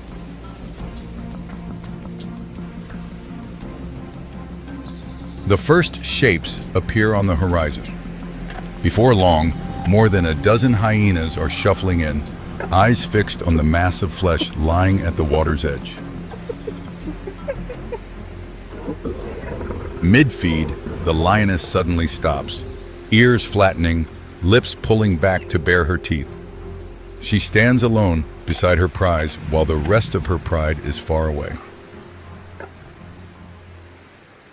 The hyenas do not rush in. They spread wide into a crescent, slowly closing the encirclement. Hoarse laughing calls rising from multiple directions around the mudflat. One suddenly wrenches hard at the meat from behind.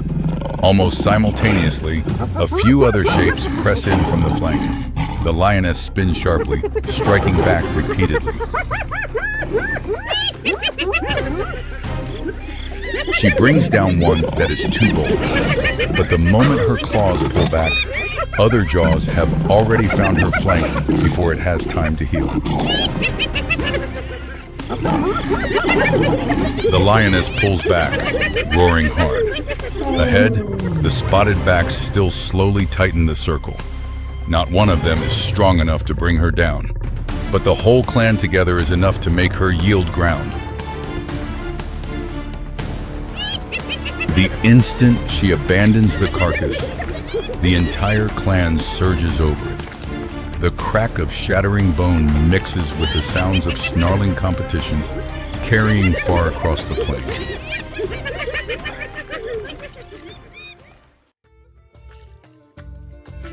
And elsewhere, the drought itself has pushed thousands of hooves down toward the river, cutting across the migration route.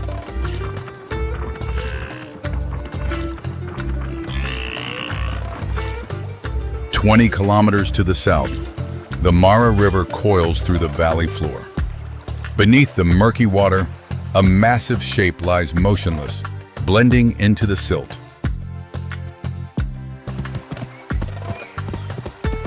On the bank, thousands of zebras pack the steep slope. On the other side is the green grassland they dream of. But between them and that land is a current hiding dangers at every depth.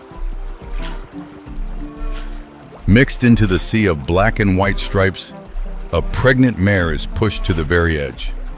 Belly heavy, legs trembling, she tries to pull back in fear, but behind her, the entire herd keeps pressing urgently forward. Then the bank breaks open. The one in front slips and falls, pulling hundreds more cascading after it. The whole stretch of river boils with churning, striped bodies and terrified cries. That is exactly what was waited for. The enormous tail at the river bottom drives one beat, launching the jaws upward, clamping onto a horse's lower leg and dragging it straight down. Almost simultaneously, the surface explodes a few meters away. Then another snap rings out downstream. It becomes clear that beneath the murky water, there was never only one waiting. The mare drives into the middle of the chaos. Her heavy body pulls her down, falling to the back of the herd, and after only a few kicks, she is alone in the deepest section of the river. A wake of parting water drives toward her. The jaws open wide at her side. She twists aside. The jaws snap onto empty water, grazing the belly where new life is growing. Before she can recover, the crocodile circles back, biting from behind and locking onto one leg. The mare bellows out, thrashing desperately, the water around her frothing red. In desperation, she drives every last ounce of her body into one final kick. The hoof lands directly into the attacker's eye.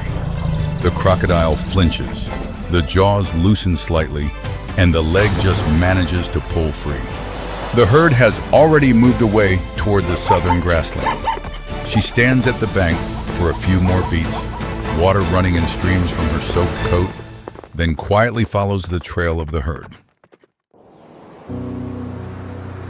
Late afternoon settles over the savannah. The last shadows stretch long across the scorched grass, and the ground still carries all the marks of a day full of upheaval. Then the wind shifts direction. Black clouds pull in from the horizon, and thousands of muzzles across the grassland all detect the same scent that has been absent for many months, the smell of damp earth. The first raindrop touches the cracked ground.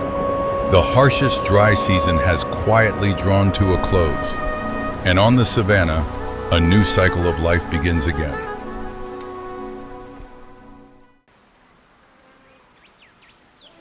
A small beetle continuously lifts its feet off the scorching sand. Here the heat exceeds 60 degrees. This is the Namib, the oldest desert on the planet, having existed for nearly 80 million years. Every dawn, the ocean sends water into the desert. The cold Benguela current meeting hot sand, raising white walls of fog that roll across the red dunes. On the dune crest, a fog beetle tilts its body into the wind. Tiny water droplets condense on its back, then run down toward its mouth. Here, water appears for only a few minutes. Through that fog, lean shapes move silently toward the west. That is the desert lion pride. Their legs are longer, their bodies leaner, and they have had nothing to eat for nearly a week. The pride leader goes first. It has crossed this route many times, from dry riverbeds out to where the sand meets the sea. In this land, memory is worth more than strength. As the sun climbs, the fog burns away. The sand heats up steadily. The entire pride follows the dry bed of the Hoanib River. On the surface, there is only white sand, but deep beneath, there is still something they are searching for. Enormous footprints appear in the sand ahead. A desert elephant herd has just passed through. For them, every water point is a memory passed down from generation to generation. Ahead, the oldest cow begins to dig, the hole growing deeper with every scoop. But at the bottom, there is only sand and more sand. The water source that memory has preserved for years has run dry. The elephant cow stands silently at the edge of the hole. Her trunk sweeps the bottom one more time, then stops. The entire herd waits. Heat rises off their dust-covered backs. No water. The cow turns and walks on toward the upper reaches of the river. The shapes form a long line behind her, moving slowly through the white glare of the dry riverbed. Not long after, a small form buckles under exhaustion. The mother hurries back, using her trunk to lift the calf. Then she calls out, a deep sound that carries and echoes between the rock walls. At the narrowest section of the riverbed, digging begins again. Sand keeps flying to both sides. Half a meter down, the color of the earth changes. Then from the bottom of the hole, the first hint of moisture appears. Minutes later, clear water seeps up between the dark sand. Trunks reach down. The journey is not over, but today they have found what all of Namibia is thirsting for.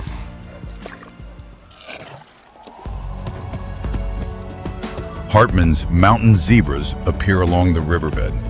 They hold at a safe distance, eyes fixed on the waterhole in the middle of the ring of enormous bodies.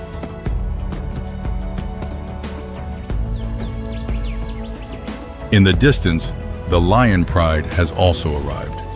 They lie still beneath low trees, waiting for ownership of the ground around the waterhole to change. When the elephant herd disappears around a bend in the river, the small waterhole belongs to those who came after. The lions drink for a long time, but empty bellies pull the entire pride away from the shade. Across the yellow scorched grassland, a gemsbok shimmers into view through the heat haze. It stands still, eyes half closed, as though the heat has nothing to do with it. A lioness lowers her body and moves closer, step by step, through the low scrub. Ahead, the gemsbok keeps grazing, but its ears rotate continuously, picking up sounds from very far away. A very slight shift in the wind. The oryx suddenly raises its head, ears straight up, eyes wide open. The entire body freezes for a few short beats.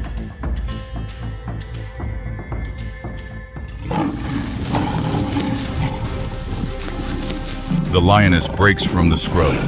The prey spins and launches away at once, long strides tearing across the grassland. Behind it, the hunter's breathing grows heavier.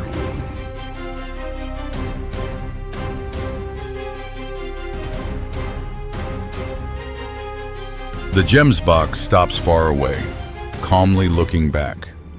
What was a chase for it turned out to be nothing more than a light morning exercise.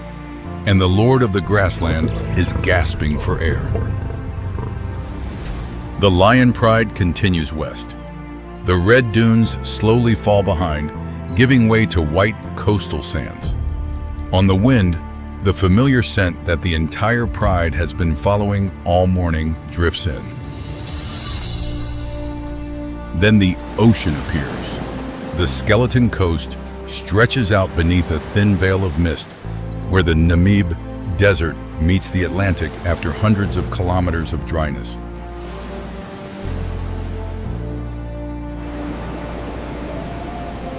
Bleached whale bones lie scattered across the sand. Further on, shipwrecks protrude through the sea fog like shadows left behind and forgotten many years ago. Offshore, the current continuously pushes nutrients up from the ocean floor. It is that very current that turns this harsh coastline into an area teeming with life. Thousands of Cape fur seals pack a narrow strip of sand between the waves in the desert. Their calls echo along the coastline, mixing with the wind and the sound of surf breaking against the shore.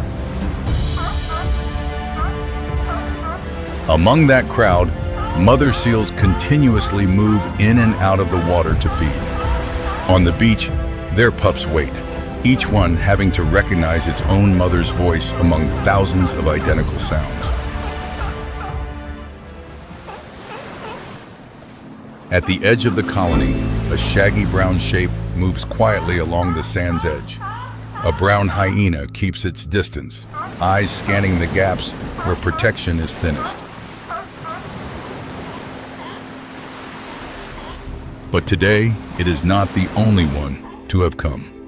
On the eastern slope of the sand, large golden shapes emerge through the mist, eyes locked down onto the seal colony.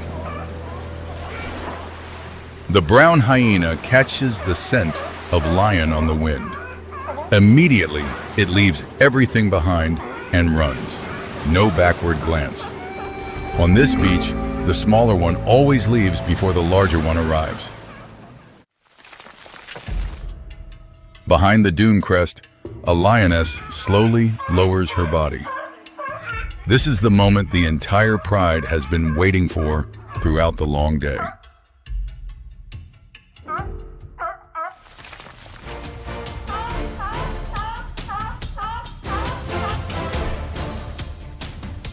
She launches off the dune crest and drives straight down the beach. The entire seal colony plunges simultaneously toward the waves, wet sand spraying up. The roar of chaos drowns out the sound of breaking surf.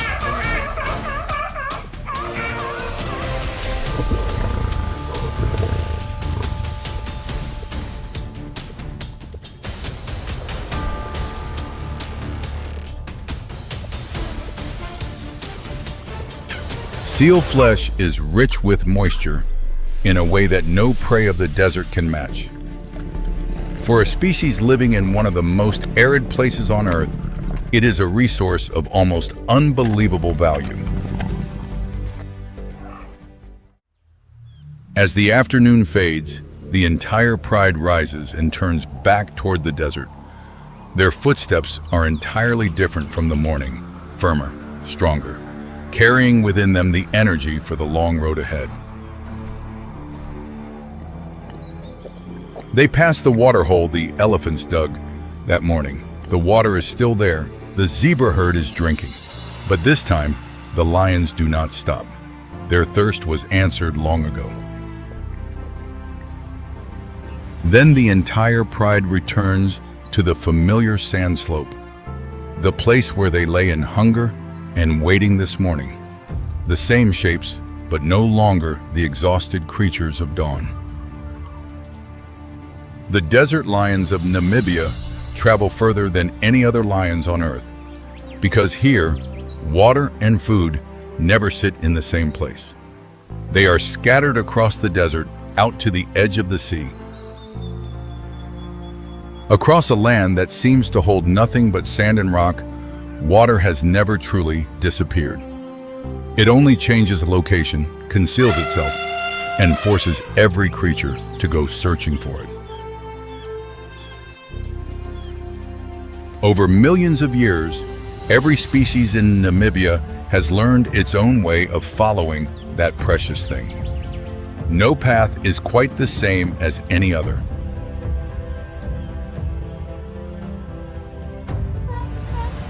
A cold current offshore can sustain an entire coastline. A thin layer of morning fog can hold life together on a dune crest. An underground water source can decide the fate of an entire animal herd.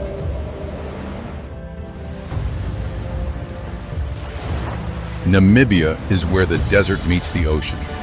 But more deeply, it is where every journey begins from the same need, to find water.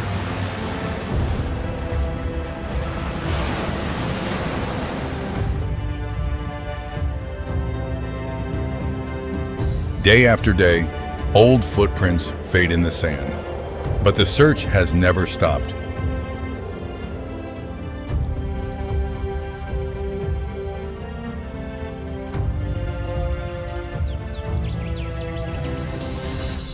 Because in the Namib, survival is not decided by the strongest or the fastest. It is decided by whoever finds water before it is too late.